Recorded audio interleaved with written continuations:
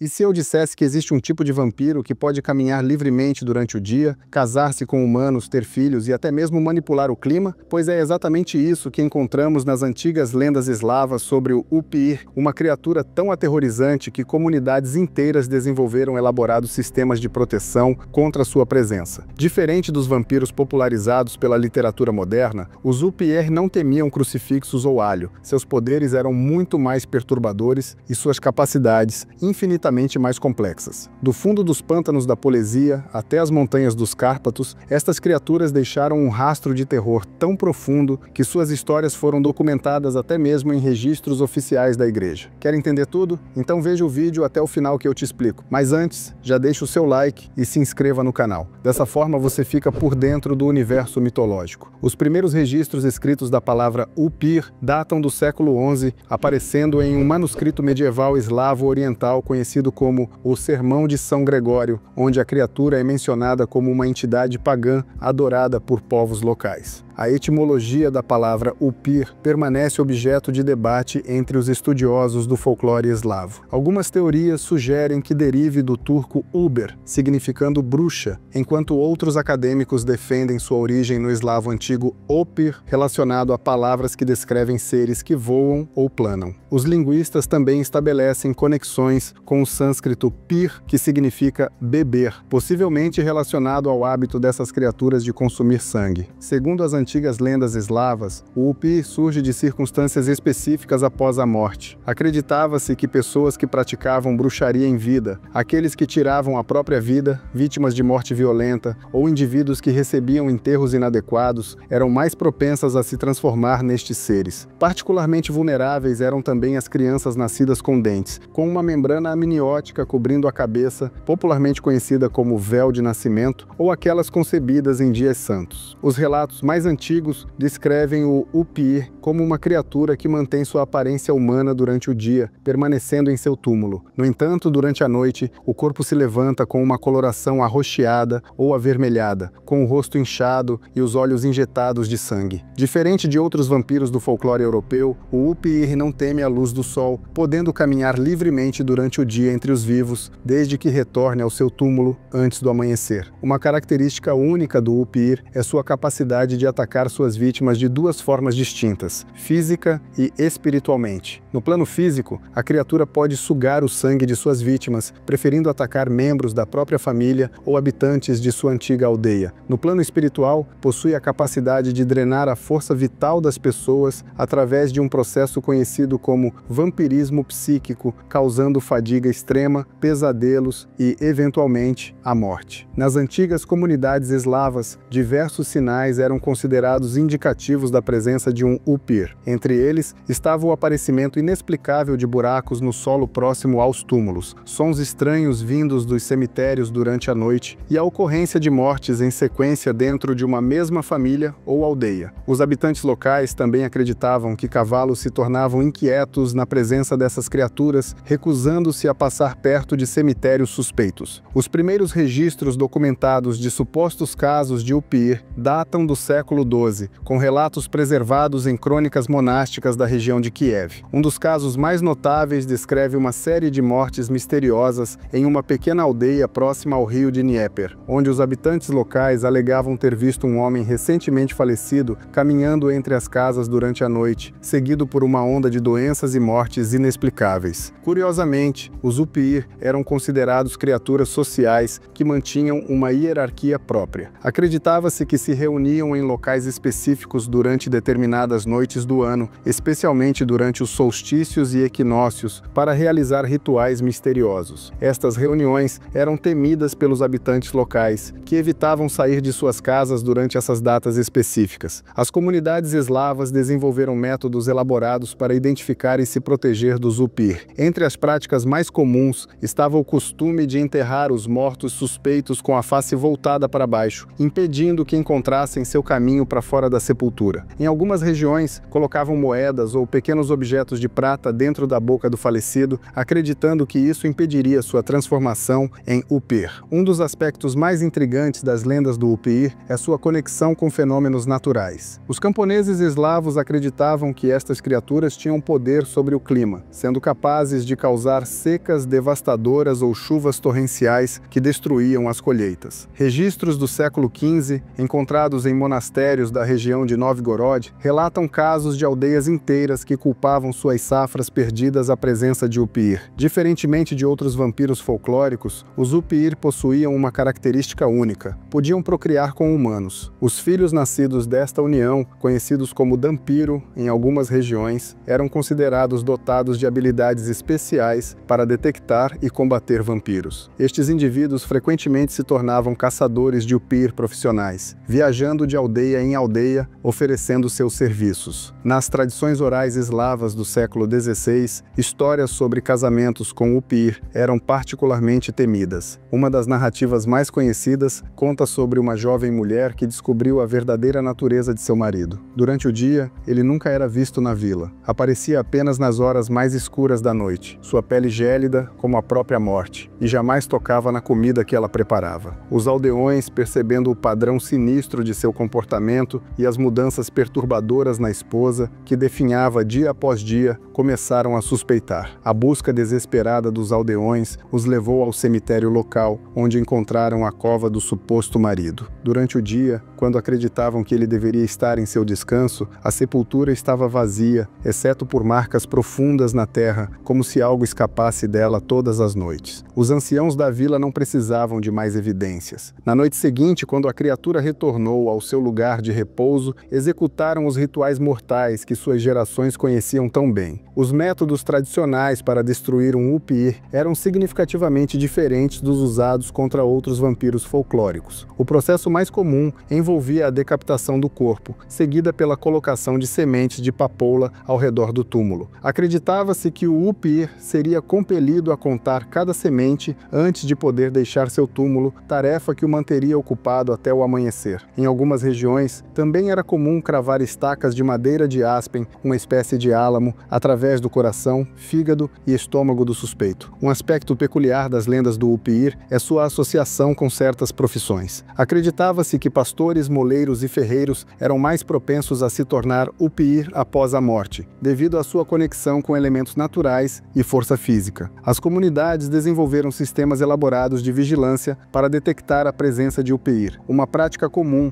era espalhar cinzas em frente às portas das casas e ao redor dos túmulos suspeitos. Pela manhã, examinavam as pegadas deixadas nas cinzas, acreditando que as marcas de um Upir seriam diferentes das humanas, apresentando características animalescas ou deformadas. Entre os sinais mais temidos da presença de um Upir estava o fenômeno conhecido como luz morta. Tratava-se de um brilho azulado que supostamente emanava dos túmulos onde estas criaturas descansavam. Os Upir demonstravam uma conexão com os ciclos lunares. Durante a lua nova, acreditava-se que seus poderes atingiam seu ápice, permitindo-lhes transformar-se em diversos animais. Podiam tomar a forma de lobos famintos que uivavam nas noites sem lua, de corvos negros que observavam suas presas das copas das árvores e, mais terrivelmente, de enxames de borboletas noturnas que invadiam as casas através das menores frestas, trazendo pesadelos e morte. Esta última forma era particularmente temida, pois permitia que o Upir entrasse nas casas através das menores frestas. A alimentação do Upir seguia padrões ritualizados complexos. Diferente de vampiros de outras tradições, não se limitava apenas ao sangue humano. Relatos indicam que estas criaturas também se alimentavam de emoções negativas, especialmente o medo e a angústia. Em algumas regiões da Ucrânia, acreditava-se que podiam sugar a própria sombra de uma pessoa, deixando-a em um estado de melancolia profunda que eventualmente levava à morte. Um aspecto intrigante do folclore do Upir era sua relação com a água. Ao contrário da crença popular sobre vampiros, os Upir podiam atravessar águas correntes e, segundo algumas tradições, habitavam lagos e rios profundos durante o inverno. Pescadores da região do Volga mantinham rituais específicos para se proteger destes seres aquáticos, incluindo o uso de amuletos feitos com escamas de peixe e ervas aromáticas. As comunidades eslavas desenvolveram um calendário complexo de dias considerados propícios para a atividade dos Upir. O período entre o solstício de inverno e a Epifania era considerado particularmente perigoso, com relatos de avistamentos aumentando significativamente. Durante estas datas, as aldeias organizavam vigílias comunitárias fechadas, onde os habitantes se revezavam para manter fogueiras acesas durante toda a noite. Uma característica única dos UPR era sua capacidade de manipular os sonhos. Relatos históricos descrevem casos de aldeias inteiras experimentando pesadelos idênticos após a morte de um suspeito de ser UPIR. Estes sonhos frequentemente envolviam o falecido, convidando os vivos para festas ou celebrações, e aqueles que aceitavam o convite em seus sonhos frequentemente adoeciam nos dias seguintes. Os UPIR também eram conhecidos por sua conexão com certas plantas. Acreditava-se que onde um UPIR caminhava, a grama morria formando círculos perfeitos, e certas flores, especialmente as de coloração roxa escura, floresciam fora de época. Agricultores utilizavam estas manifestações botânicas como sinais de alerta para a presença destas criaturas em suas terras. A transmissão da condição de UPIR seguia regras específicas. Além das mordidas e do nascimento predestinado, acreditava-se que certas maldições familiares podiam transformar gerações inteiras em UPIR. Nas terras geladas de Pskov, conta-se a história de uma antiga família nobre cujo sangue foi amaldiçoado por 3 gerações. O patriarca, um homem cruel que nem a morte quis aceitar, erguia-se de seu túmulo para atormentar seus próprios descendentes. Noite após noite, invadia os sonhos de filhos e netos, envenenando suas mentes com visões perturbadoras. Um por um, os herdeiros mais jovens da família começaram a definhar sem explicação. O gado morria nos campos, com marcas estranhas em seus corpos. A loucura se espalhou pela linhagem como uma praga, e dizem que até hoje, nas noites mais escuras, os gritos das crianças ainda ecoam pelas paredes da antiga mansão abandonada. As comunidades costeiras do Mar Negro desenvolveram suas próprias variações das lendas do UPIR. Nestas regiões, acreditava-se que estas criaturas podiam controlar as tempestades marítimas e eram responsáveis por naufrágios misteriosos. Pescadores relatavam encontros com figuras pálidas, caminhando sobre as águas durante tempestades, atraindo embarcações para áreas perigosas. Na região da Polesia, vasta área pantanosa entre a Ucrânia e Bielorrússia, antigas lendas falam de criaturas das trevas que habitavam os pântanos. Nas noites sem lua, luzes misteriosas dançavam sobre as águas escuras, atraindo viajantes desavisados para as profundezas mortais do charco. As pessoas da região diziam baixinho que eram vampiros usando as luzes dos pântanos para atrair suas vítimas. Os mais velhos das vilas guardavam segredos antigos de como se proteger dessas criaturas das águas negras, conhecimento passado através de gerações em rituais que misturavam elementos da natureza com preces antigas. Uma peculiaridade regional interessante vem da área dos Montes Urais, onde os UPR eram associados às minas antigas. Mineiros relatavam encontros com criaturas que aparentavam ser antigos trabalhadores falecidos, que continuavam suas atividades nas profundezas da terra. Estes UPIR subterrâneos eram descritos como tendo pele com brilho metálico e olhos que refletiam luz como cristais. Entre os mitos mais sombrios do povo eslavo, os UPIR pairam como seres de terror ancestral, cada gota de sua história tingida pela escuridão dos tempos. Suas lendas, que remontam ao século